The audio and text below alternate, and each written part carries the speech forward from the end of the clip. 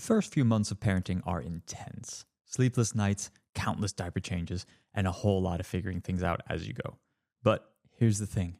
There are a few simple tips that can make this whole experience a bit more manageable. So, on top of all the things you need to learn about taking care of a little one, here are 5 things I wish I had done in the first couple of months that I regret I didn't do sooner. Number 1, write down which gift came from who.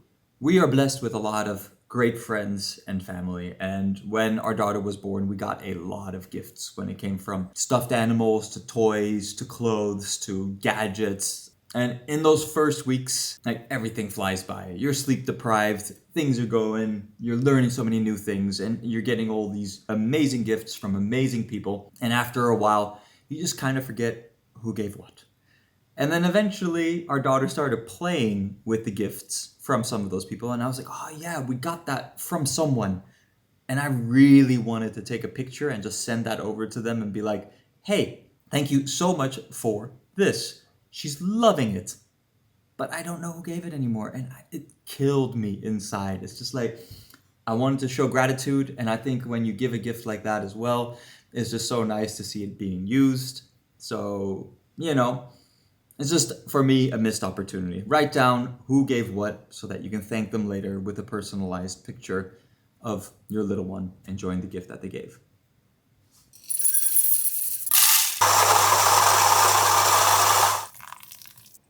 And number 2 would be to worry less about the strict routine. In the beginning stages, my wife and I, we were very, very concerned about like that 3-hour loop, feed, play, sleep, like clockwork. We were so concerned about that because we had read so many things that made us believe that it is vitally important.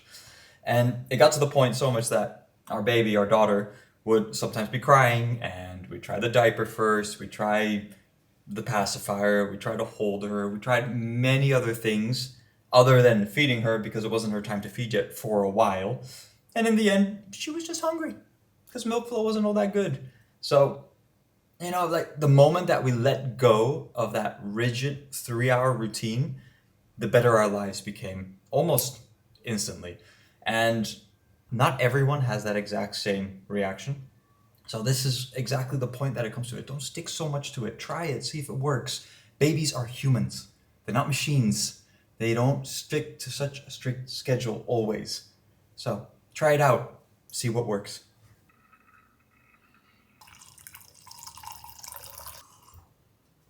All right.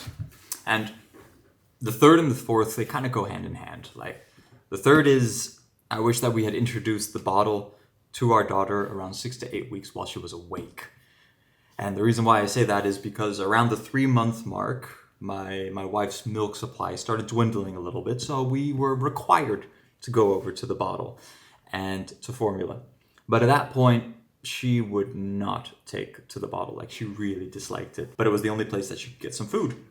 So that led to a week or two of struggle and a bit of stress in terms of making sure that she got the food that she needed. And that is the part where the 6 to 8 week window is exactly what I mean. Because during that process, what we learned was apparently around week 6 to 8 is when babies stop their natural sucking instinct muscle when you pop something in their mouth, like the finger that you can use as a pacifier or the bottle.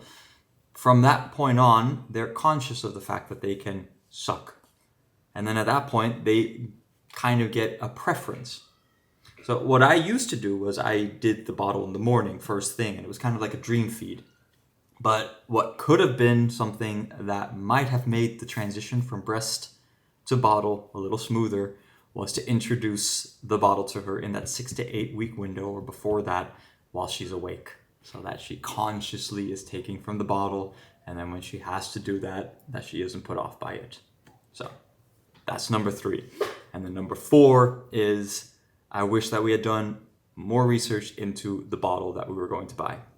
Because we just went straight into the Dr. Brown bottle. It's what my sister used, it's what many friends use as well. So we thought, cool, many people in our social circle, they're using this. So it must be a good choice. But what we didn't realize was that Dr. Brown bottles, they have the nipples that just automatically drip. And this is not ideal if you also intend to breastfeed. So this combination with breastfeed and the fact that breastfeeding was going smooth, but we had a little bit of a ramp up, using Dr. Brown bottle makes the baby lazy, or so we were told. They get used to not having to suck to get the milk. So we switched from Dr. Brown to the Philips Avant, which are a bit more shaped like a breast, a bit wider, and the nipple does not drip. It requires you to actively suck to get the milk out. So we did that, and then from then on everything went well. But we did spend some money, we wasted some money on Dr. Brown bottles that we didn't need to, had we just done a little bit of extra research. And that brings me to the fifth point, the most important point, in my honest opinion, and that is to externally acknowledge my wife more. It will come natural to talk about the things that you should have done better or what you can do to improve or all those other things. But what is a fact is that in the beginning stages of parenthood, the responsibilities of each partner is very skewed towards one side of the equation. I mean, my wife is on call all the dang time, and what I can do best as a husband is to help around in the house and do all the small little things to make sure that her job is as easy as possible. So it's very easy to talk about those things and like try to fine tune those things and spend a lot of the energy and attention on those things. But in doing so, what I forgot was to really acknowledge, appreciate, and thank my wife in doing all the small things that she was absolutely nailing.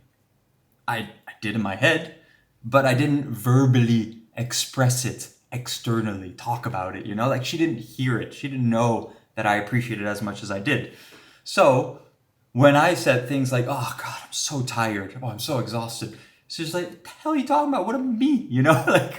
Like comparatively, what I was going through was incomparable to what she was going through. So when I said things like that, it triggered her at times. She's like, what are you talking about? You have nothing to complain about. And when I heard that, I was like, what are you talking about? My life now versus my life before was so much more easygoing. Now it's really rough. I'm going through something too. So in the beginning stages, it was a little rough. And, like with sleep deprivation, small little incidents and altercations like that can turn into big frustrations and fights. So to avoid that, make sure to celebrate the little things. Celebrate each other, high five each other. Got her in bed, high five. You fed another bottle, freaking amazing. Latched on the boob, awesome. I wish we had done that sooner because it would have led to a couple less fights and a lot more fun together. And I think that's the most important thing. So those are my 5. I'm curious about what you think. Are there any in there that you think like, yes, this is awesome. I really want to keep those in mind when it's my time? Or are there any that you have that I didn't list that you feel would be beneficial to know? Hit me up in the comments below. I would love to see it. Leave a like for Mike. Subscribe if you really want to help me out. And I look forward to seeing you in the next one.